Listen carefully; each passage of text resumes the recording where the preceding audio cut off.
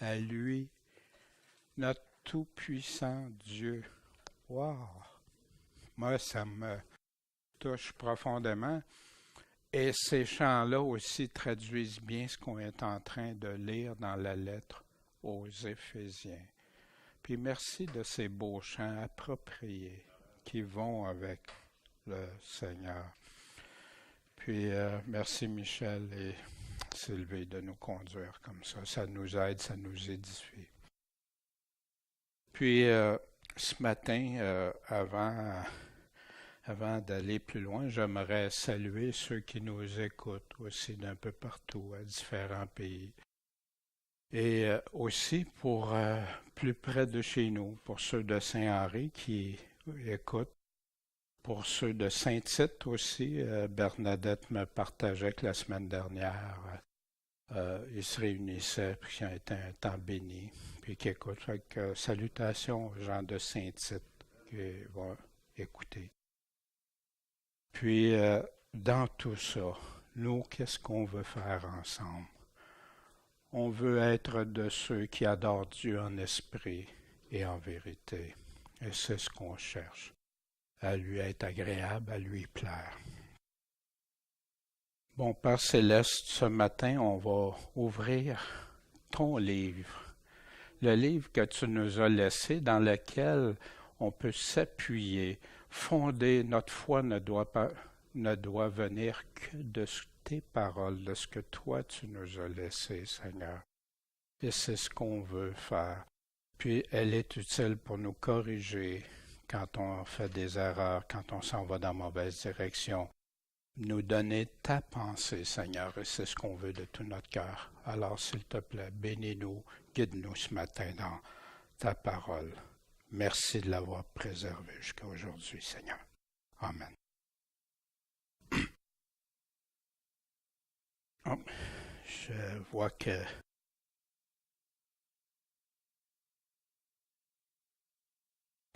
excuse-moi, j'ai un petit. Je comprends pas pourquoi il s'affiche pas. Je vais juste regarder. Désolé là du contretemps. OK, c'est fait. Bon, il s'est réglé. La technologie. Ben oui, c'est peut-être moi qui ai fait l'erreur, là, fait que désolé. Un petit rappel, qu'est-ce qu'on a vu? Hein? On prend un livre, puis ça, c'est la meilleure façon d'étudier la parole de Dieu, c'est de prendre un livre. Paul a écrit une lettre. Il n'y a pas de chapitre, il n'y a pas de verset, il n'y avait rien. C'est une lettre. Quand on reçoit une lettre, on la lit dans son entier, puis après ça, on va regarder, on retourne au passage, puis on les regarde plus en détail. Mais ce qu'on regarde ne doit jamais s'écarter du sens de la lettre. C'est un ensemble, c'est un tout. On a regardé le chapitre 2, hein, pour nous, pour fin de cheminement, parce qu'on ne pourrait pas regarder toute la lettre dans un seul enseignement si on veut rendre justice à la lettre que Dieu nous a laissée. Dans le chapitre 2, on avait vu qu'on n'est plus des pécheurs comme autrefois. Ça peut arriver qu'on chute, mais un chrétien qui chute, qu'est-ce qui arrive avec lui? Il a le cœur tout contrit. Il va crier Dieu, puis il supplie Dieu. Pardonne-moi, je me reprends, je veux changer ça, je veux plus le refaire, puis je veux vivre selon tes voies sur le chemin étroit. On a vu aussi aucune différence entre un chrétien juif ou non juif. Pourquoi Paul met tant d'emphase, puis il va revenir plus tard dans la lettre aussi, on va le voir encore dans le chapitre 3, mais plus tard aussi. Est-ce qu'on est sous la loi de Moïse ou la loi de Christ? Hein? Ouais. Amen, amen. Puis on a vu, on va le revoir ce matin, parce que Paul continue dans le chapitre 3 avec ce sujet-là. On est sauvé comment?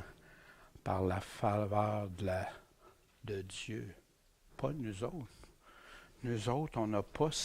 C'est Dieu qui accorde une grâce. C'est Dieu qui accorde sa faveur aux pécheurs. Pas par nos œuvres. quelqu'un qui dirait, ben moi, parce que je suis bon, je suis bien, je suis la loi de Moïse. D'ailleurs, Paul décrit ça dans d'autres lettres, aux Galates et ailleurs. Non, parce que Dieu t'accorde sa grâce si tu suis les critères qu'il te donne. Et Paul nous dit comment accéder à cette grâce-là, comment y avoir part. Mais aussi, maintenant que tu as la foi, quelles sont les œuvres de Dieu dans ta vie? Les œuvres de repentance, les œuvres de transformation, les œuvres d'abandonner les péchés, porter du fruit pour Dieu, rester attaché à lui. Sans lui, c'est impossible. Reste attaché au cep, sinon, demeurez en moi, sinon, il nous le dit. Puis le seul fondement de la foi, Paul revient dans toutes ses lettres. Le seul fondement, Christ et ses paroles. Christ et les paroles qu'il a données via ses apôtres. L'appui et la colonne de la vérité.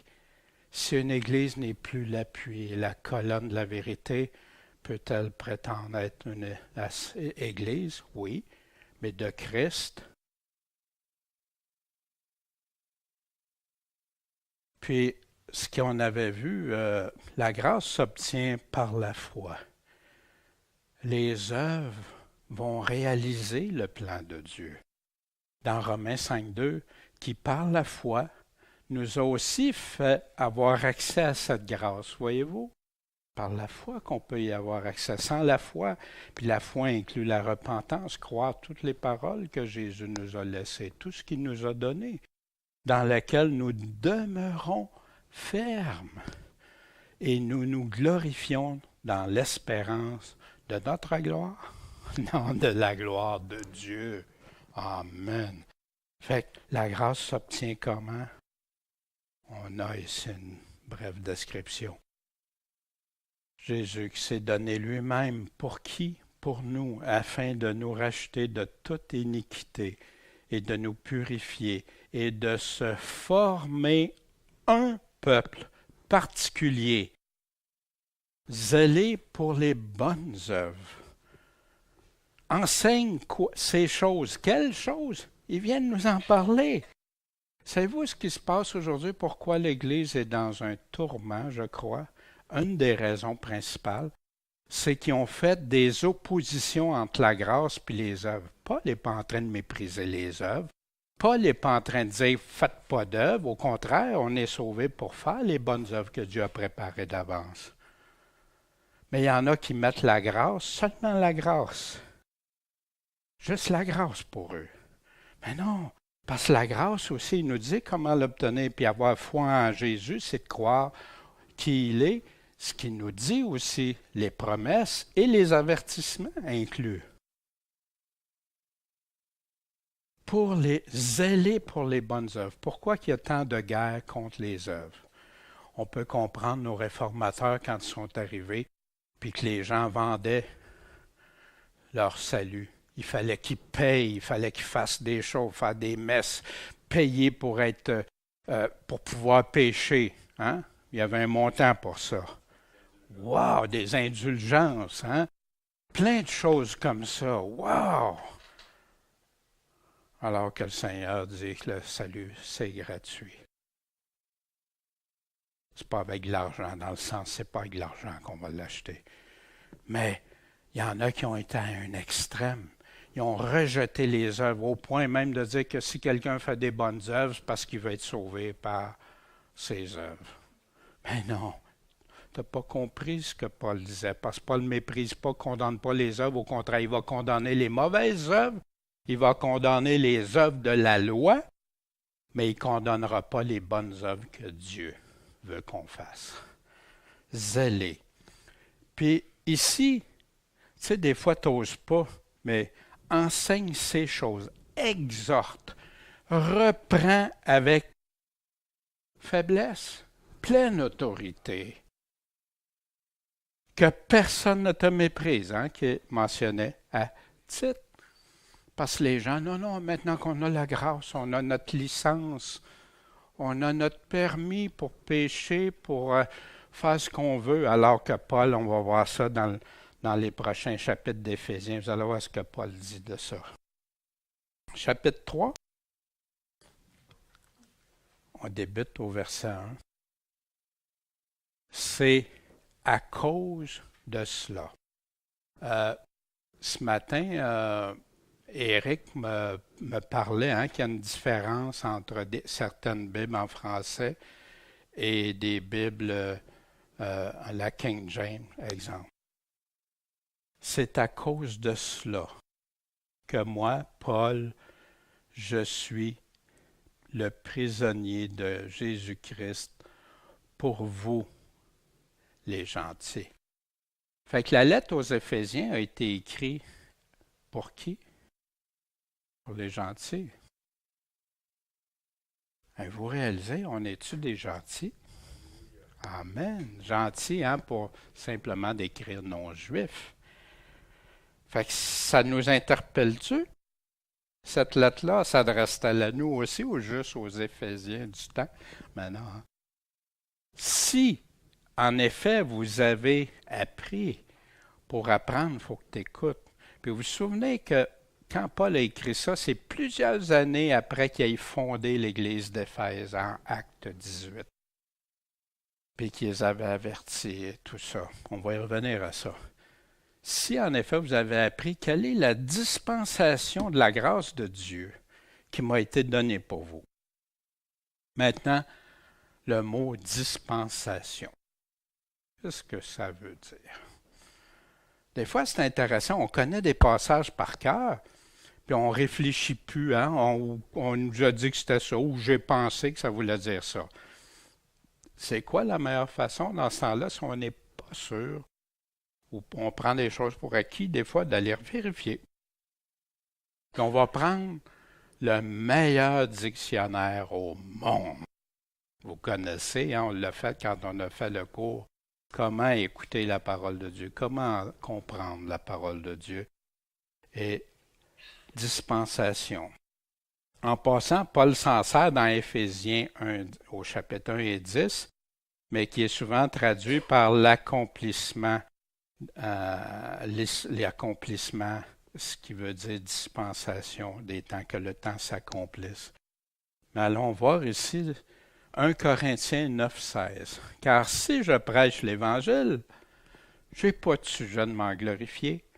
Vous savez que j'ai connu ça, moi. Hey, on prêche l'Évangile, je te dis qu'on est quelqu'un, nous autres. Ah non, tu es serviteur du Seigneur. Tu es un serviteur à son service. Comment tu peux te... Parce que la nécessité m'en est imposée. On va voir tantôt comment ça y est imposé. Puis malheur à moi si je ne prêche pas l'Évangile. On a vu que l'Évangile, comme on avait vu dans Marc, au premier chapitre, premier verset, commencement de l'Évangile de Jésus-Christ. Toute la lettre de Marc est reliée à l'Évangile. Tout le Nouveau Testament, c'est l'Évangile et qui s'explique par lui-même, puis que le Seigneur a pris les apôtres pour nous expliquer. Donc Paul, on est béni d'avoir eu Paul. Que si je le fais de bon gré, j'en ai la récompense. Mais si je le fais à regret, l'administration, qui veut dire le mot dispensation, ne m'en est pas moins confiée. Fait que dispensation ici veut dire l'administration, la dispensation. Bon, on va aller voir qu'est-ce qu'il y aurait. Plus tard, on va y revenir. La dispensation, donner, administrer une charge, on va voir tantôt. Par où vous pouvez comprendre en lisant quelle est l'intelligence que j'ai du mystère de Christ. Oh, le mystère de Christ. Mais là, il dit, vous pouvez comprendre quand vous lisez l'intelligence que j'en ai. L'intelligence, connaissance, c'est synonyme. Ça s'interchange.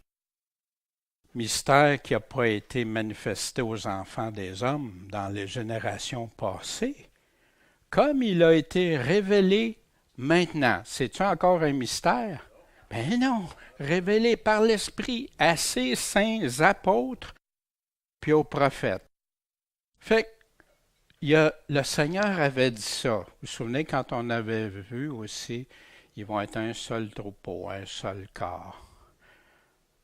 Le Seigneur l'avait dit à ses apôtres. On va aller voir. Comme révélé maintenant.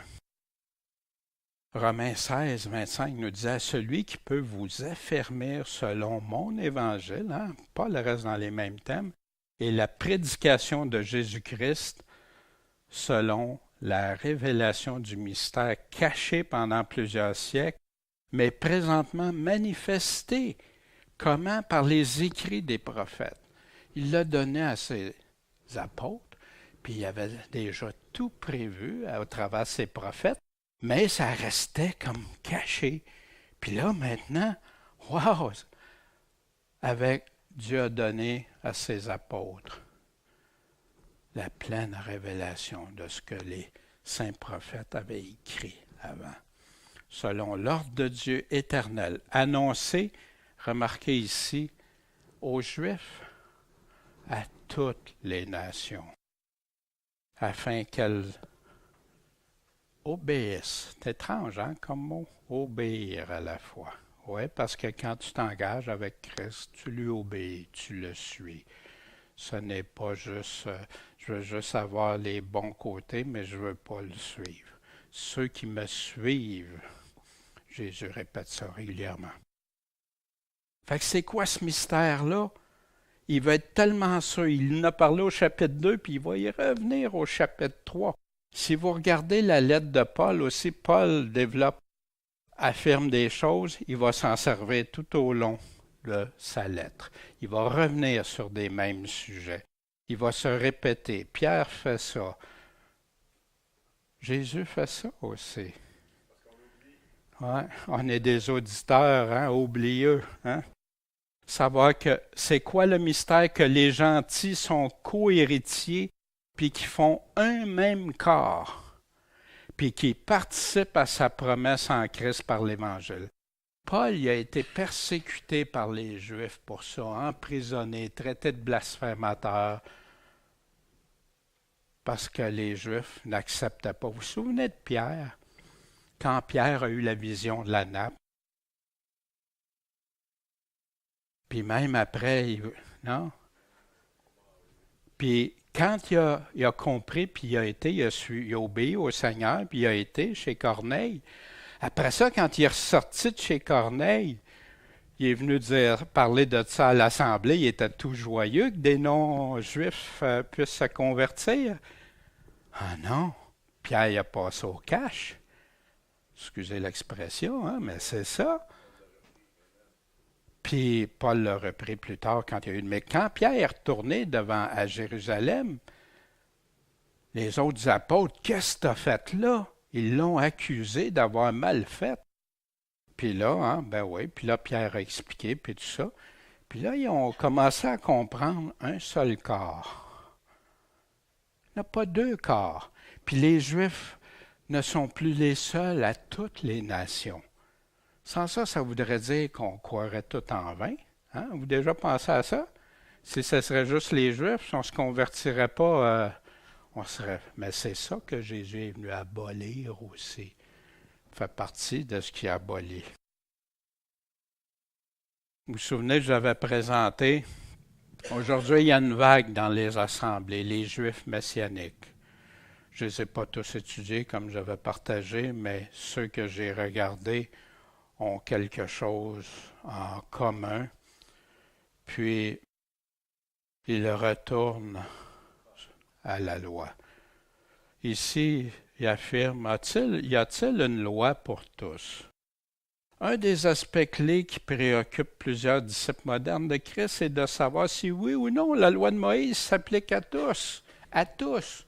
Voyons, ça ne s'applique plus à personne selon Jésus-Christ, qui est venu abolir ça. Il Il a tout accompli la loi de Moïse pour qu'on n'ait plus. Lui, il a tout pris, il a tout fait. Puis même les Juifs ne pouvaient pas dire qu'il accomplissait toute la loi de Moïse. Fait que là, comme si ça doit s'appliquer, est-ce que les gentils en Christ Juifs doivent obéir à la Torah de la même manière que les Juifs devraient le faire? C'est ce que Paul dénonçait quand il a écrit aux Galates. Il y en a qui venaient leur prêcher Jésus, mais qu'il fallait qu'ils retournent sous la loi de Moïse puis se faire circoncire. Qu'est-ce que Paul dit de ces personnes-là? Si quelqu'un, que ce soit un ange ou nous-mêmes, on vous amènerait un autre évangile qu'on vous a déjà présenté, qu'il soit anathème. Puis il développe tout ça, puis il dit pourquoi? Parce qu'ils veulent, c'est des Juifs chrétiens qui veulent ramener sous la loi. Terrible. Mais aujourd'hui, il y a plusieurs qui se font séduire par ces choses-là. Ah, ils connaissent mieux que nous autres. Ils connaissent mieux la tradition juive. Oh! Attends, là, c'est quoi qu'on est sous la nouvelle alliance? Et les traditions, Jésus a parlé de traditions aussi. Des mystères. Est-ce qu'il y a des mystères vraiment pour les chrétiens? Il répondit, il vous a été donné de connaître les mystères du royaume de Dieu, mais il en est parlé aux autres en parabole, de sorte qu'en voyant, ils ne voient pas, qu'en entendant, ils ne comprennent pas.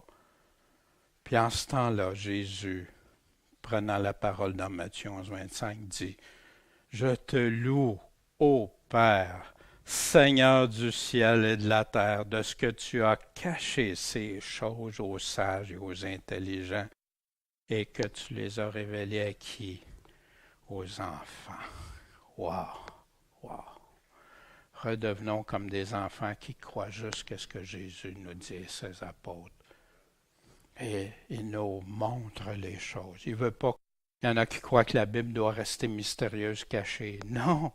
Il veut qu'on la comprenne. Jésus dit que c'est ses paroles qui vont nous juger. Est-ce que Jésus jouerait au chat à souris avec nous? Voyons donc, il veut qu'on la comprenne. On va aller voir, Paul, il répète souvent les mêmes choses dans ses lettres. C'est pour ça que les passages parallèles sont bien importants quand on étudie la Bible. D'aller voir ailleurs, puis là, on a un portrait global, puis des fois, il donne des précisions dans une place qu'il n'avait pas nécessairement donné dans l'autre, puis ça nous donne un beau tableau de compréhension. Aux Colossiens, qui étaient persécutés aussi, hein, Philippe, les Colossiens ont été persécutés aussi. Vous aussi, vous qui étiez autrefois éloignés et ennemis par vos pensées et vos mauvaises œuvres. Souvenez-vous, au chapitre 2, on avait vu ça. Il vous a maintenant réconciliés dans le corps de sa chair, par sa mort, pour vous présenter devant lui, pécheurs, saints, sans tache et irrépréhensibles. Mais pourvu que, c'est quoi pourvu que? Ça veut dire quoi pourvu que? C'est-tu une condition? Je vais te laisser, je vais te prêter mon auto pourvu que tu mettes de l'essence dedans. Est-ce que c'est une condition? Pourquoi ici, ça ne serait plus une condition que Paul est en train de dire? Si je fais attention aux paroles de Paul lui-même. Si je prends ma théologie, ma théorie, ça peut aller en l'encontre de ça. Mais si j'écoute vraiment la parole de Dieu, qu'est-ce que Paul? Pourvu que vous demeuriez fondés, appuyés, assis dans la foi et inébranlables, n'abandonnant pas l'espérance de l'Évangile que vous avez entendu et qui a été prêché à toute créature sous le ciel, et dont moi, Paul, j'ai été fait ministre. Fait quel évangile Paul prêchait? Pourvu que vous demeuriez fondés dans la foi et inébranlables, etc. Ça ne veut pas dire que, comme on parlait tantôt, qu'on ne peut pas glisser, ne peut pas nous arriver quelque chose. Mais qu'est-ce qui fait le vrai chrétien? L'apôtre Jean nous le donne dans la lettre d'un Jean, la différence entre un vrai et un faux chrétien. Et il continue. Je me réjouis maintenant dans mes souffrances pour vous.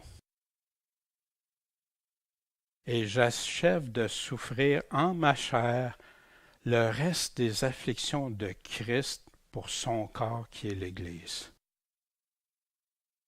C'est étrange, hein? Christ a tout donné, mais ici, Paul, il dit, mais je continue. Il ne remplace pas Christ. Ce qu'il est en train de faire, il est en train de souffrir pour Christ. Mais souffrir pour qui? Pour que son corps à Jésus, qui est son Église. C'est pour ça que Paul était déterminé. Dont j'ai été fait ministre selon la charge, hein, c'est le même mot, c'est le mot dispensation, que Dieu m'a donné auprès de vous. Ça vient d'où la dispensation? C'est Dieu qui a donné ça à Paul, cette charge-là. Pour annoncer en versets découpés, en passages découpés, pleinement la parole de Dieu. C'est un tout. Comme Paul parlait aux Éphésiens, vous vous souvenez quand il avait parlé aux Éphésiens dans Acte 20, je vous ai rien caché, je vous ai annoncé tout le conseil de Dieu. Le mystère qui était caché de tous les siècles et dans tous les âges, mais qui est maintenant manifesté à ses saints, à qui Dieu a voulu faire connaître quelle est la richesse de la gloire de ce mystère parmi les gentils encore, savoir Christ en vous, l'espérance de la gloire. Fait que Paul répétait les mêmes choses. Il était confronté, puis il se faisait beaucoup d'ennemis chez des Juifs. Même des Juifs qui étaient devenus chrétiens, mais qui n'avaient pas compris encore que non. Mais les Juifs qui se sont convertis puis qui ont persévéré au Seigneur l'ont tous compris après. N'oubliez pas que à peu près les 15 premières années, ce n'était pratiquement que des Juifs qui étaient dans l'Église. C'est par la suite, quand Pierre a eu, puis après ça Paul, duquel j'ai été fait ministre par un don de la grâce de Dieu. C'est un cadeau, c'est une faveur de Dieu que j'ai reçu ça. Paul, il disait, il était le pire des pécheurs avant que Dieu vienne le toucher, qui m'a été donné par l'efficace de sa puissance. C'est à moi le moindre de tous les saints. Paul était-il un homme orgueilleux, humble, marcher humblement avec son Dieu? C'est à moi le moindre de tous les saints qu'a été donné cette grâce, cette faveur d'annoncer parmi les gentils les richesses incompréhensibles de Christ. C'est tellement grand. Puis de mettre en évidence devant tous quelle est la dispensation du mystère caché de tout temps en Dieu qui a créé toutes choses par Jésus-Christ. Vous vous souvenez au chapitre 1, il nous parlait à Christ, hein, la création et tout, toute puissance. Mettre en évidence devant tous. C'est quoi qui était caché? De quoi il parle depuis le début du chapitre 1? Un seul corps, juif et gentil, ne forment plus qu'un seul corps. Les Éphésiens avaient besoin d'entendre ça, puis ça les protégeait aussi, que si quelqu'un arrivait puis qui disait, ben, il y a deux groupes dans l'Église. Il y a les Juifs puis les gentils. Ça vient de tuer l'affaire. Paul l'a dit, non, un seul corps. Je vais faire il y a plusieurs, mais je vais amener un seul troupeau, que Jésus a dit. C'est Dieu qui lui a donné cette dispensation. Vous vous souvenez, dans Actes 9.15, quand on avait fait le livre des Actes, on avait vu ça. Mais le Seigneur lui dit à Ananias, va, car il met un vaisseau, un outil, que j'ai choisi pour porter mon nom devant les gentils et les rois et les enfants d'Israël. Est-ce que Paul a fait ça? Ben oui, ça a été fait. Une prophétie, Dieu a dit, c'est arrivé.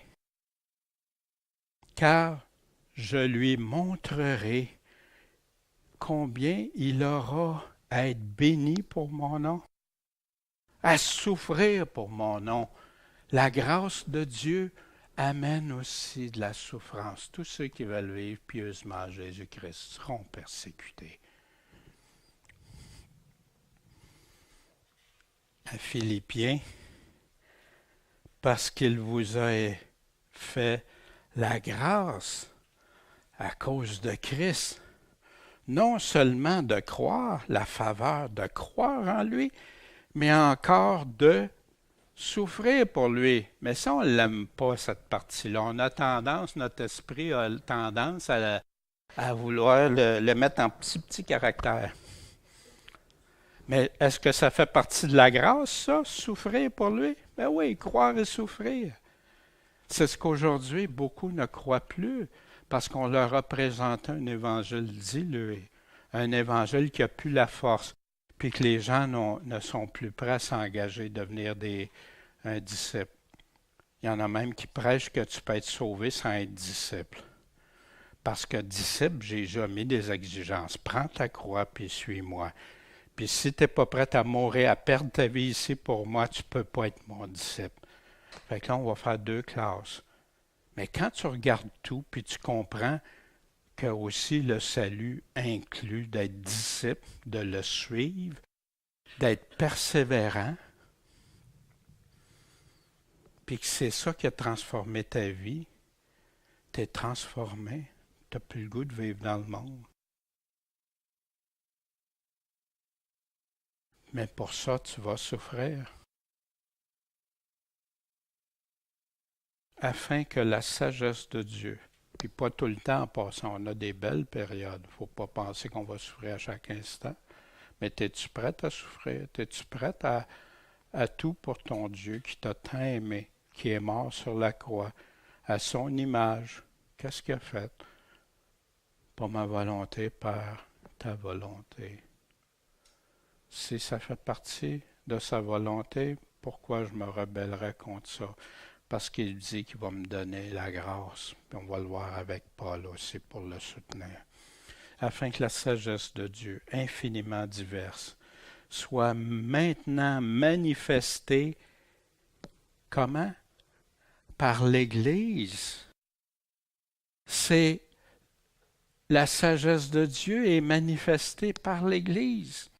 Si l'Église suit les conditions que Dieu a données, les critères que Dieu a donnés, vous êtes la lumière. Mais si tu es comme le monde, comment tu peux éclairer si c'est le monde qui éclaire plus l'Église?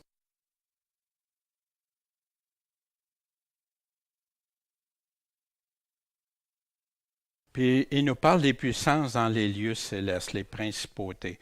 Souvenez, Paul répète encore une partie de ce qu'il avait dit, au-dessus de toute principauté, de toute puissance, de tout pouvoir, de toute domination et de tout nom qui puisse se nommer, non seulement dans ce siècle, mais aussi dans celui qui est à venir. Et il a mis toutes choses sous ses pieds et l'a donné pour chef suprême de l'Église. Fait que le Seigneur, il manifeste ça, sa sagesse, au travers de l'Église, par l'Église. Mais que l'Église soit sainte et répréhensible, soit l'image de Christ. C'est ce qu'il nous demande.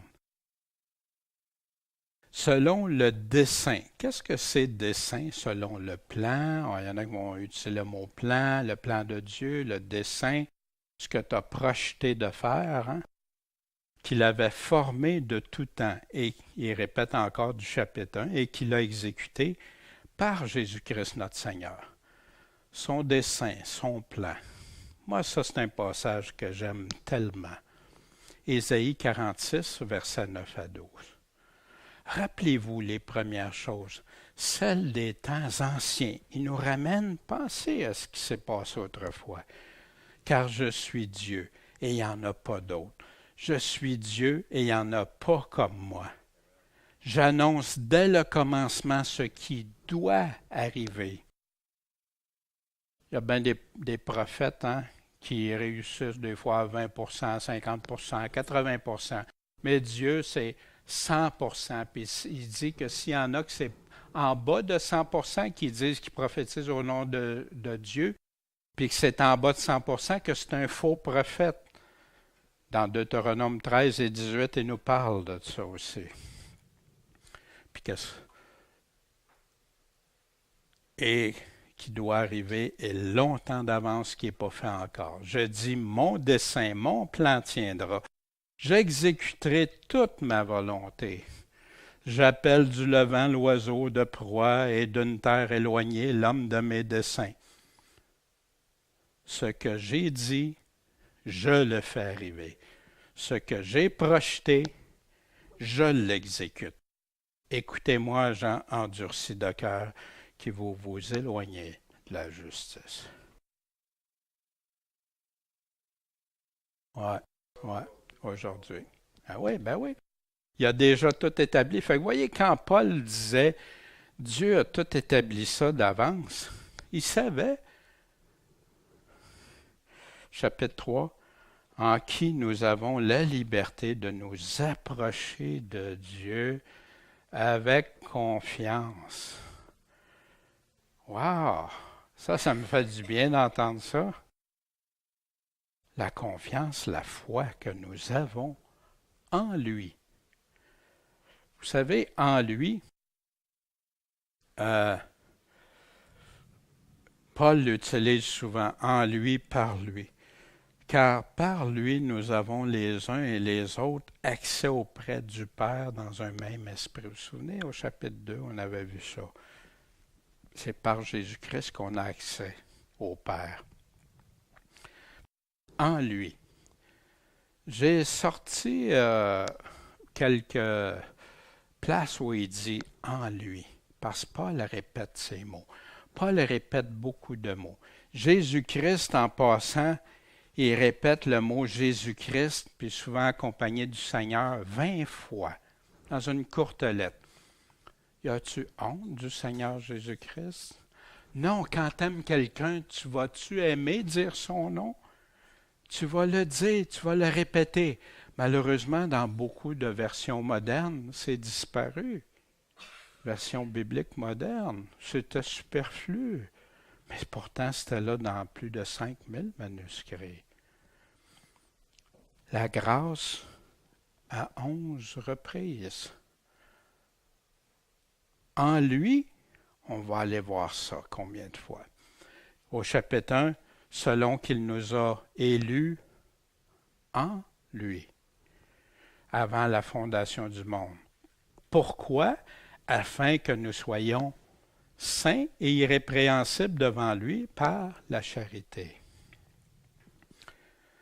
Au verset 9, nous ayant fait connaître le mystère de sa volonté selon le dessein bienveillant qu'il avait auparavant résolu en lui-même. C'est en lui aussi que nous sommes devenus quoi? Héritiers en lui. Est-ce qu'on peut se séparer de Christ? Est-ce qu'on peut faire quelque chose? Je suis le cep, vous êtes les sarments, celui qui demeure en moi. En lui, ayant été prédestiné. On avait vu aussi la prédestination, c'est pas une théorie, là. Il fait que Dieu veut que tous en viennent à la repentance. Il veut sauver tous les hommes, tout ça. Mais quand les gens respectent les critères que Dieu a énoncés, se repentir, se convertir, puis le suivre, il n'y a aucun... C'est ça, non. D'après le décret, non, parce qu'il y en a qui vont très loin, puis ils développent une très grande théorie avec certains mots, mais qu'on ne peut pas vraiment appuyer hors de tout doute avec des choses, parce que la Bible est un tout. Fait que si Dieu te dit que tous peuvent se convertir, qu'il est venu appeler tous les hommes, Je fais quoi avec ça? Il y en a qui ont pris la prédestination comme la fatalité. C'est ça le problème. Puis qui vont même dire que des bébés peuvent être en enfer selon leur terminologie. C'est héritier, ayant été prédestiné d'après le décret de celui qui opère toutes choses selon le dessein de sa volonté. Puis comprenons-nous bien, Dieu est maître, Dieu est souverain, Dieu décide ce qu'il veut quand il veut. Et il est venu appeler des pécheurs. Il y a des pécheurs que les gens pensaient que jamais c'était impossible, puis que Dieu les emmenait. Amen. Amen. Il les emmenait à la repentance. En lui, vous êtes aussi, après avoir entendu quoi? La parole de la vérité. Pas la parole des hommes, la parole de Dieu. Puis il précise l'évangile de votre salut. Et avoir cru en lui, vous avez été scellés du Saint-Esprit qui avait été promis. En lui. Voyez-vous, ce qu'on a en lui, mais les responsabilités qu'on a aussi en lui. Ayant détruit en sa chair l'inimitié, c'est quoi qui était ennemi de Dieu? La loi des préceptes, laquelle consistait en ordonnance, afin qu'il formât en lui-même des deux un seul homme nouveau. De quoi qu'il est en train de parler des Juifs et non-Juifs? C'est un homme nouveau maintenant. C'est plus pour ça qu'il dit qu'il n'y a plus Juif, il n'y a plus Grec, il n'y a plus femme, etc. Pourquoi? Parce qu'en Dieu, maintenant, il forme une seule nouvelle naissance, nouvel homme, après avoir fait la paix. Sans la paix de Dieu, il y en a qui cherchent la paix de toutes sortes de façons, mais c'est la paix avec Dieu. Sans son demeure ennemi de Dieu.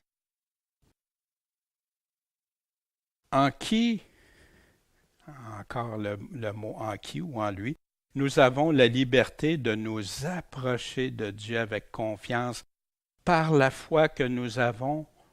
Quelle foi? En lui. Fait que si c'est en lui, tu vas-tu croire n'importe quoi qu'on te raconte? Ou si tu vas croire ce que Jésus dit puis les apôtres disent? C'est pour ça le fondement des apôtres qui est sur Jésus-Christ. Éphésiens 4, 21. Au moins, si. Qu'est-ce que ça veut dire quand on voit le mot si? Si on va là-bas, je vais te donner de l'argent. Si tu m'écoutes, c'est quoi ça? C'est une condition. Si vous l'avez écouté, fait qu'il y a des Éphésiens, Paul avait mis des Éphésiens en garde. Vous vous souvenez quand il a réuni tous les pasteurs, les anciens d'Éphèse, puis il les avait mis en garde. Puis qu'après son départ, il pleurait jour et nuit parce qu'il les avertissait pendant 3 ans qu'après son départ, il y en a qui pouvaient les séduire et les entraîner ailleurs. Mais si vous avez écouté, et si, selon la vérité qui est en lui, en Jésus, vous avez été aussi instruits en lui. Voyez-vous, quand tu fais attention à ce que Paul est en train de dire, ce que ça met en lumière quand il parle en lui, il y a des responsabilités, il y a des conditions. On présente l'Évangile comme ayant aucune condition. Déjà en disant ça, tu viens de contredire Jésus-Christ. Si vous ne vous repentez pas, vous ne connaîtrez pas le royaume de Dieu. Est-ce une condition? Si vous ne vous convertissez pas, est-ce une condition? Si vous ne mettez pas en pratique mes paroles, c'est rempli, l'Évangile est rempli de conditions, mais les gens ne veulent plus les voir. Ils préfèrent avoir un billet qui leur donne un accès au ciel, mais sans les responsabilités que le Seigneur nous a pourtant laissées pour ceux qui l'aiment, de devenir à son image.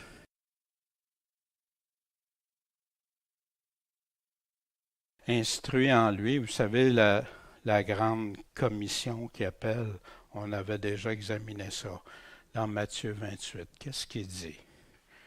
Allez à toutes les nations, enseignez-leur tout ce que je vous ai commandé. Tout.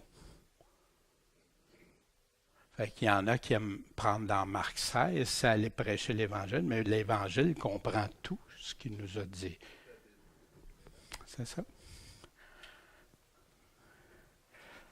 S'approcher de Dieu. Encore là, un beau passage, je sais.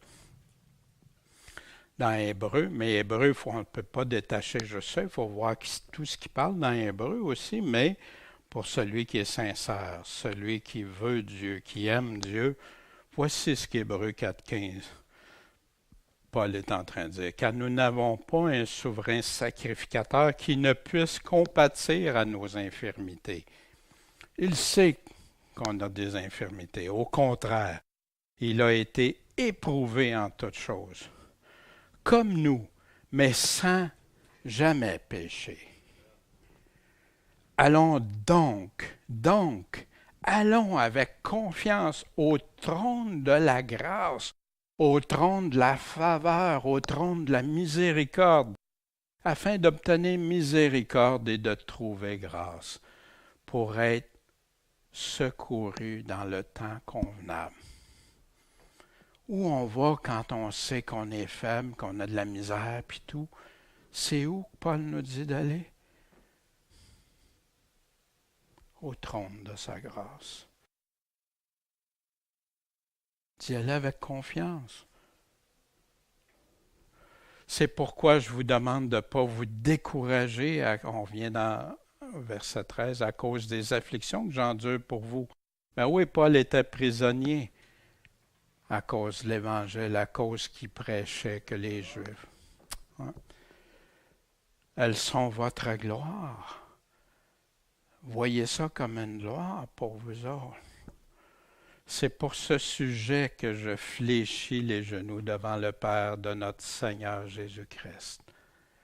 Ça, c'est la chose, fléchir les genoux devant le Père. Une prière, c'est humblement demander quelque chose que je ne suis pas capable, quelque chose que j'ai besoin. Je le demande.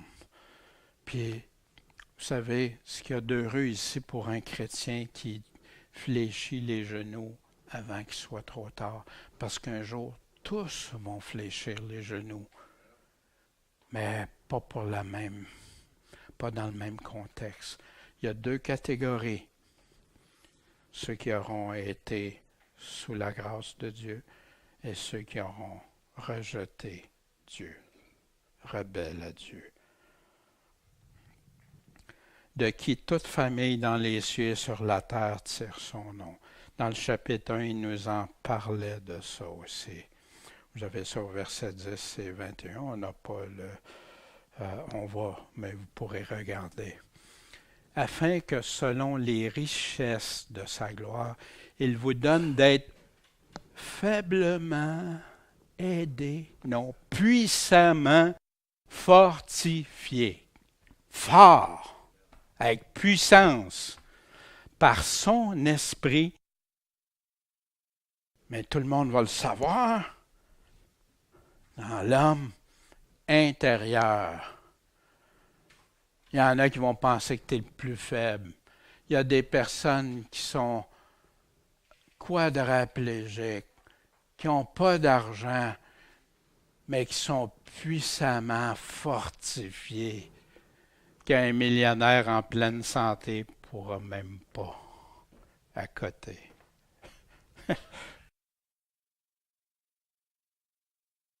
Afin que Christ, mais il dit pourquoi puissamment fortifié, pour que Christ habite dans vos cœurs par la foi. On est puissamment fortifié pour ça. C'est-tu pour avoir de la puissance et être capable de... C'est pas ça.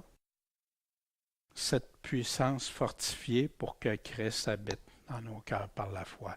Que quoi qu'il arrive, je vais être puissamment fortifié. Dieu ne m'abandonnera pas. Comme les millions de chrétiens qui ont été torturés, lapidés, tout ce qui d'un catacombe, brûlés et tout ça. Dieu les a pas laissés. Je t'abandonnerai pas. Puis même, il y en a qui chantaient.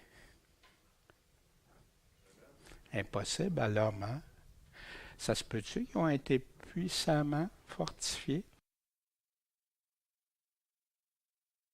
La confiance en Christ. Il y en a qui ont la confiance tant qu'il n'arrive à rien. Mais quand ça arrive, c'est là que la foi s'écroule. C'est les 4 semences, hein, Jésus nous en parle.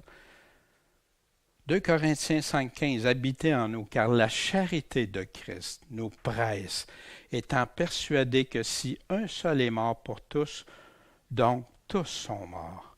Et il est mort pour tous. Pourquoi?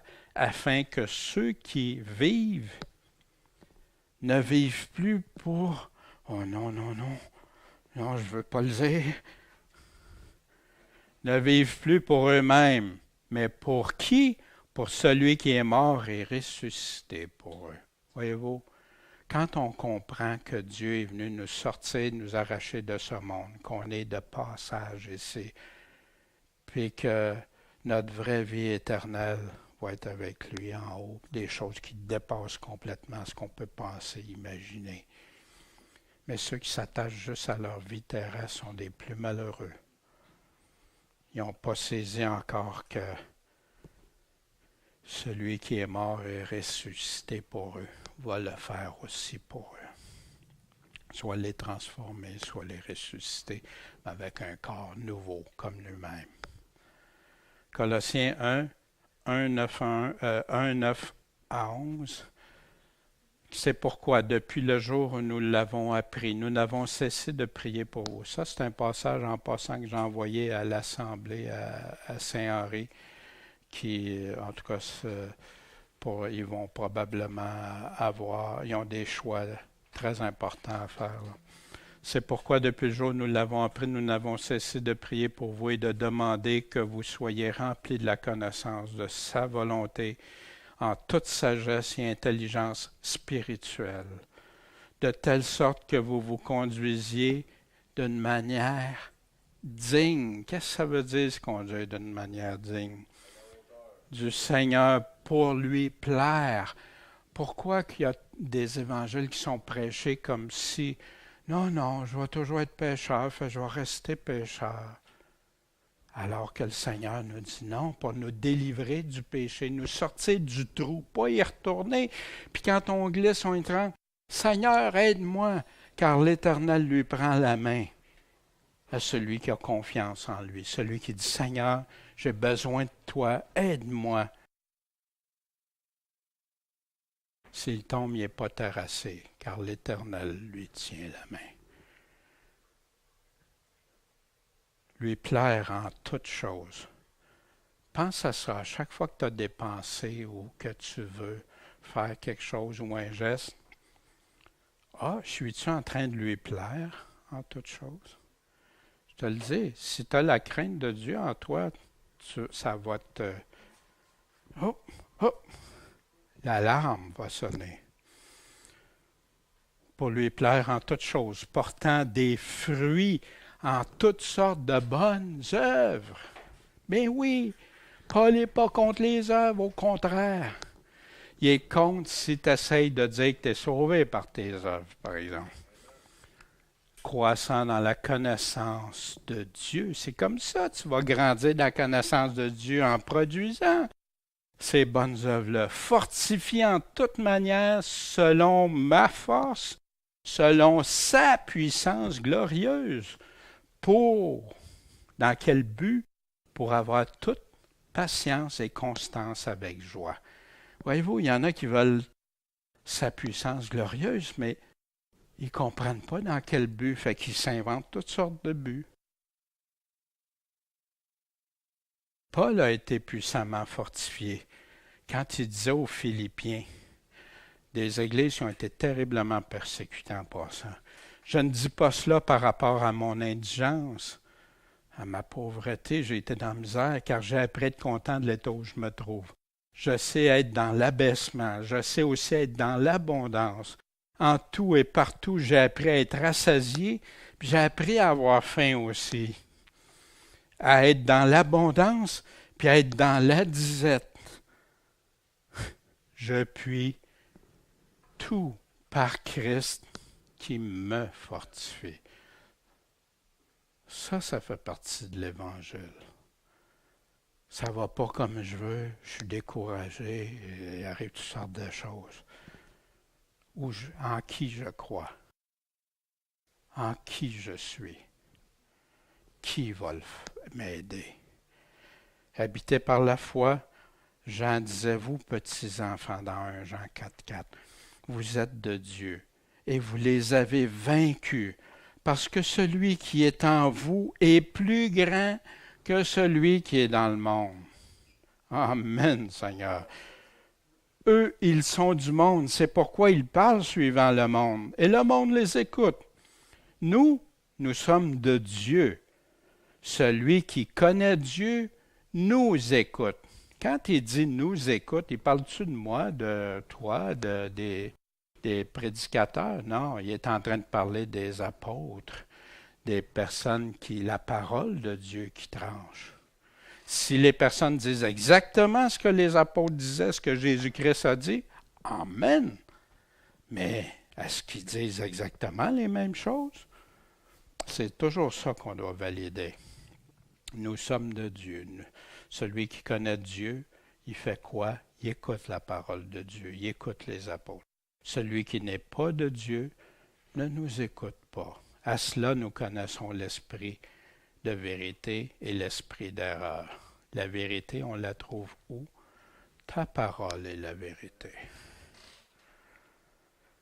Et qu'enracinés, fondés dans la charité, vous puissiez comprendre avec tous les saints quelle est la largeur, la longueur, la profondeur, la hauteur.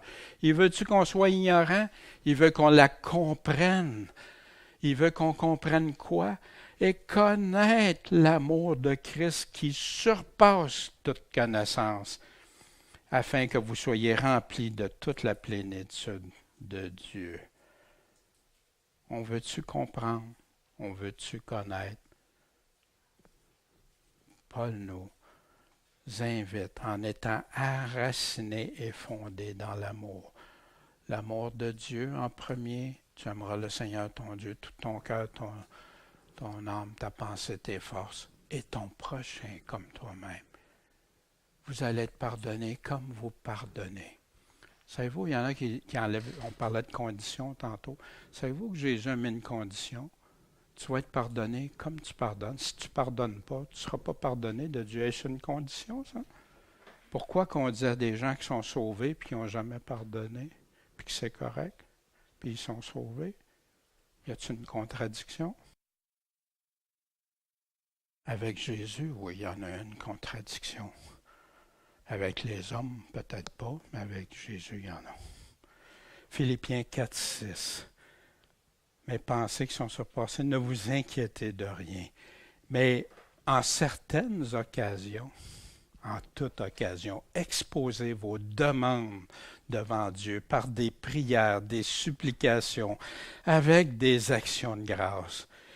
Et là, la paix de Dieu qui surpasse toute intelligence. Tu comprends pas comment nos frères, nos sœurs qui vivent des affaires terribles sont toutes faites détrousser, leurs enfants sont faits massacrer. Il est arrivé toutes sortes d'affaires, puis ils gardent la paix de Dieu. C'est impossible à l'humain de penser comme ça. Surpasse toute intelligence. Mais les plus intelligents du monde, tous ensemble, gardera vos cœurs et vos pensées, où, par exemple? En Jésus-Christ. Voyez-vous la différence? Puis, or à celui qui peut faire, par la puissance qui agit en nous, infiniment plus que tout ce que nous demandons et que nous pensons. Wow, ça surpasse mon intelligence, ça surpasse tout. Je peux m'imaginer plein de scénarios, plein d'affaires, mais ça va dépasser encore tout ça. À lui soit la gloire dans l'Église.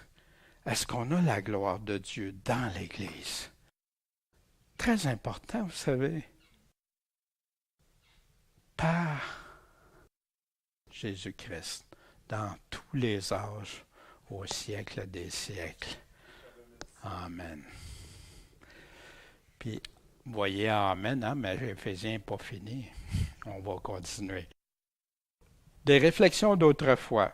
J'aime ça aussi présenter ce que d'anciens pasteurs disaient de ça. Ça sera plus tellement long. Après, on va conclure avec une conclusion.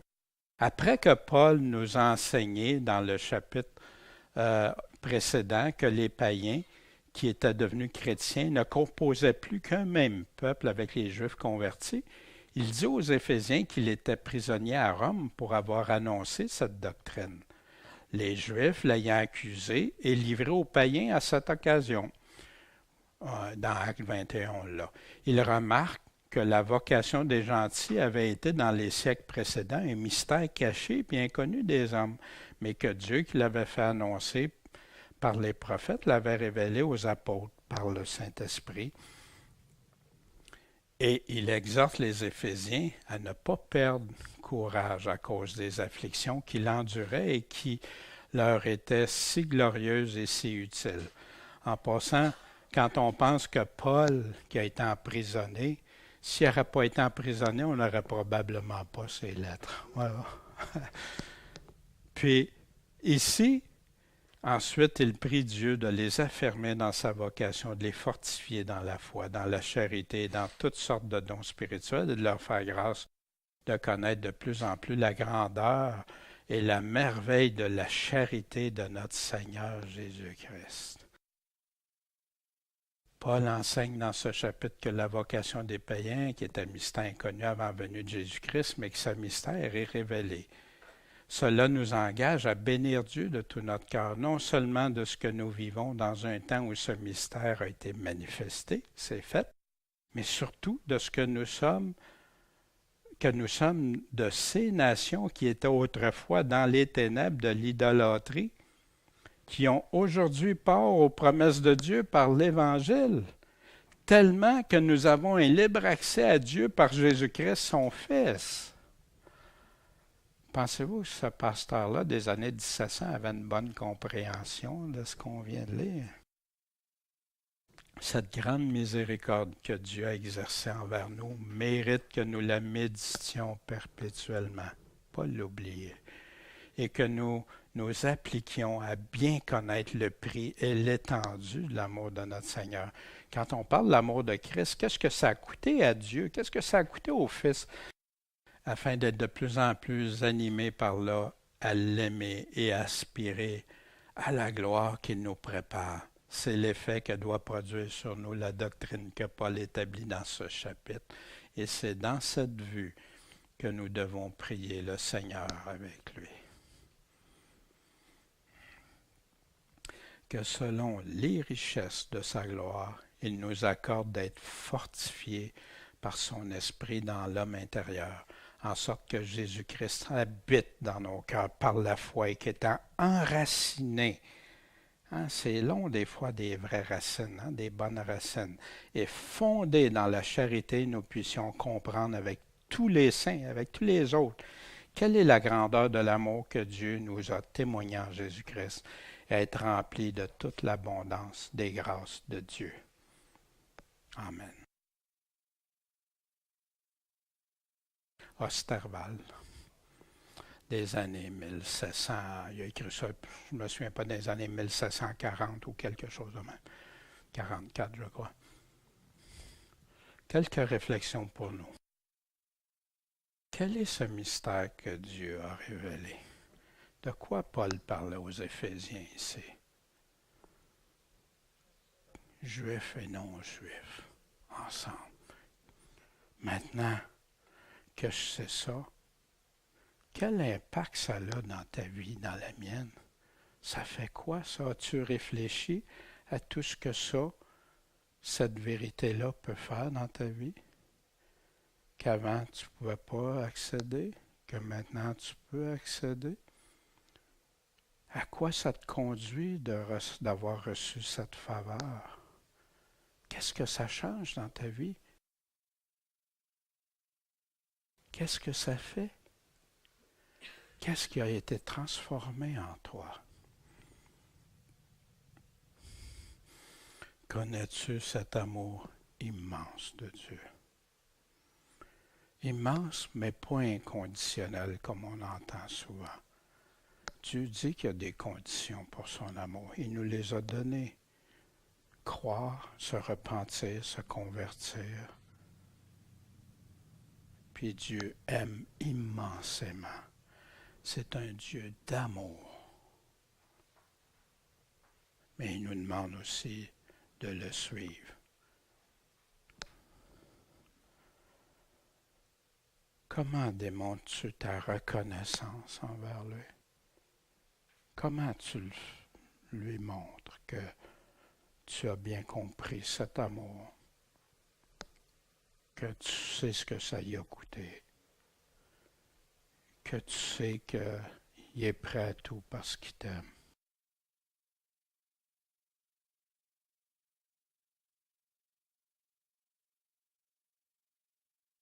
Puis as-tu cette puissance en lui, cette puissance qui garde tes pensées en Jésus-Christ, en Christ, qui fait que constamment, c'est Christ qui dirige ta vie, qu'on ne peut pas prendre Jésus-Christ, être en lui quelques minutes par jour, puis après ça, mettre tout ce qu'il nous dit de côté, mais qu'on est en lui, qu'on vit en lui, on vit pour lui, puis on vit par lui.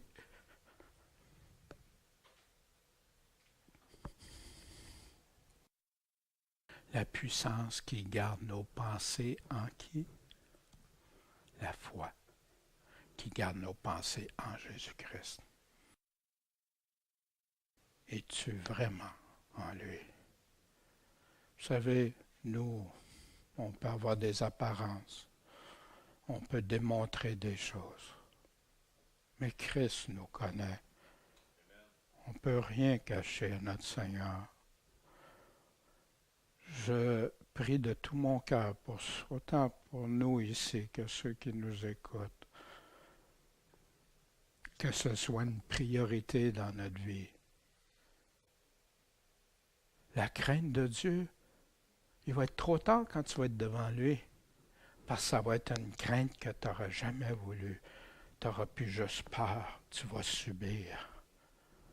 Maintenant, vivons pour lui, à son image.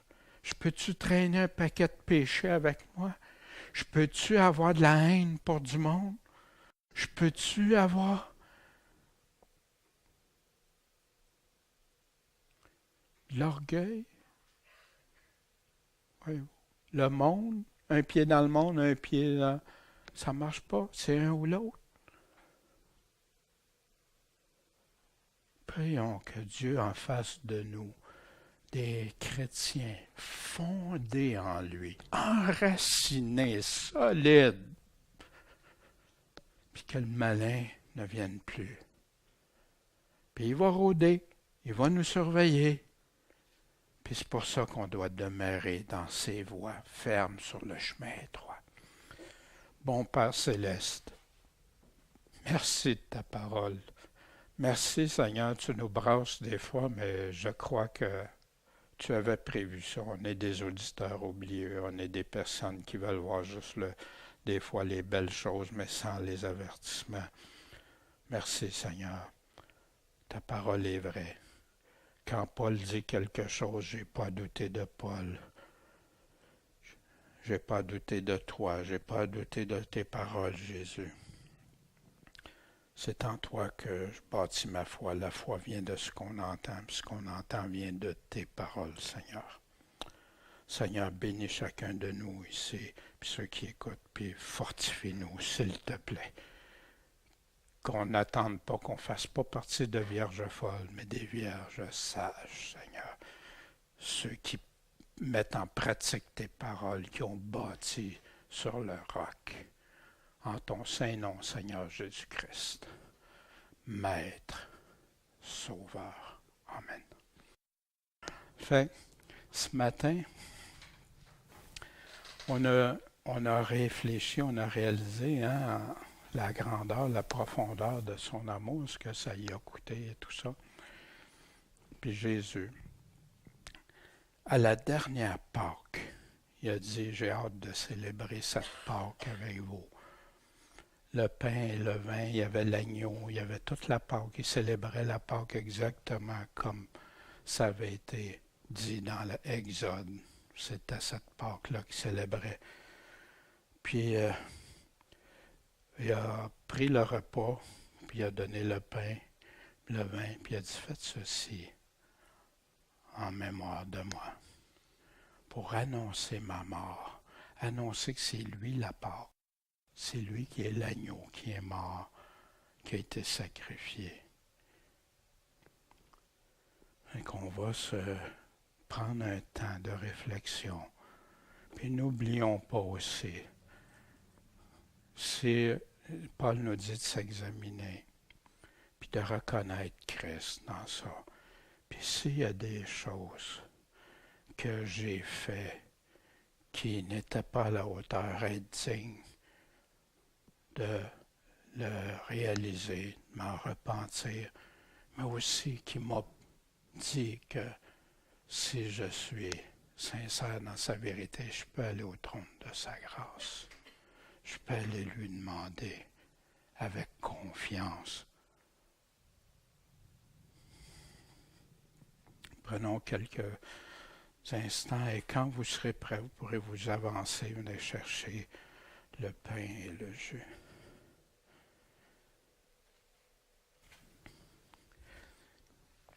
Jésus, quand il a célébré cette Pâque, il avait tellement hâte, pourtant il savait ce que ça allait y coûter. Il savait ce qui s'en venait. Mais il dit, j'avais hâte de la célébrer avec vous, en sachant qu'il devenait l'agneau, que lui était pour être offert en sacrifice. Puis, quand il a pris le pain sans levain, c'est important qu'il n'y avait aucun levain, même pendant une semaine avant du jour, qu'il n'y avait rien de levain dans la maison. Ça avait une symbolique forte, ça. Pas de levain pur. Puis il a dit, pendant le repas, il a pris le pain, il a brisé le pain, puis il l'a distribué. Puis il a dit, prenez et mangez-en tous, parce que ceci est mon corps brisé, livré pour vous. Prenez et mangez-en tous.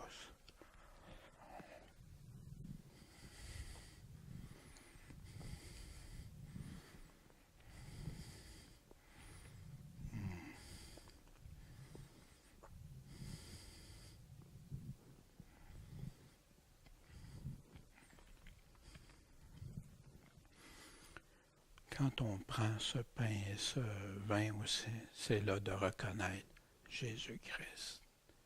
C'est important. C'est pas Jésus ne nous a pas laissé plein de symboles à regarder. Le pain, le vin, le baptême. Des symboles puissants. Après, il a pris la coupe et l'a fait circuler. Il a dit, prenez et buvez-en tous, car ceci est le sang du Nouveau Testament, la nouvelle alliance.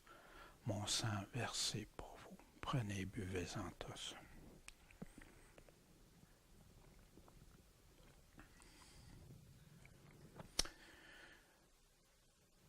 Puis, Paul nous dit que toutes les fois qu'on prend ce pain et ce vin, on annonce la mort de Christ.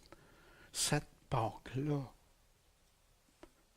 cet agneau-là qui nous donne la délivrance, sans laquelle on ne pourrait pas avoir accès au Père, sans laquelle on ne serait pas ici ensemble.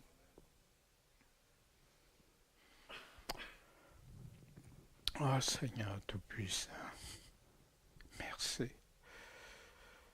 Puis on annonce ça jusqu'à quand? Jusqu'à son retour. Attendons-le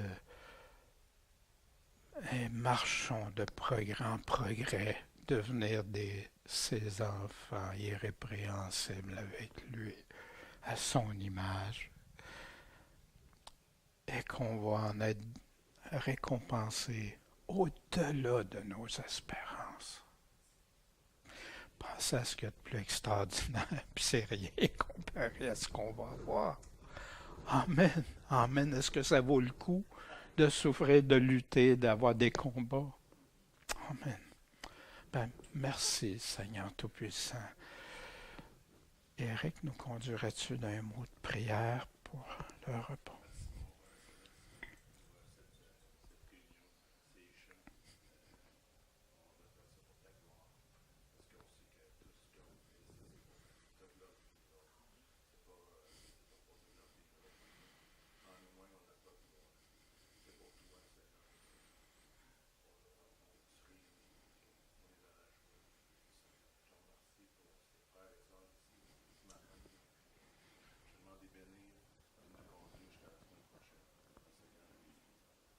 Amen. Amen.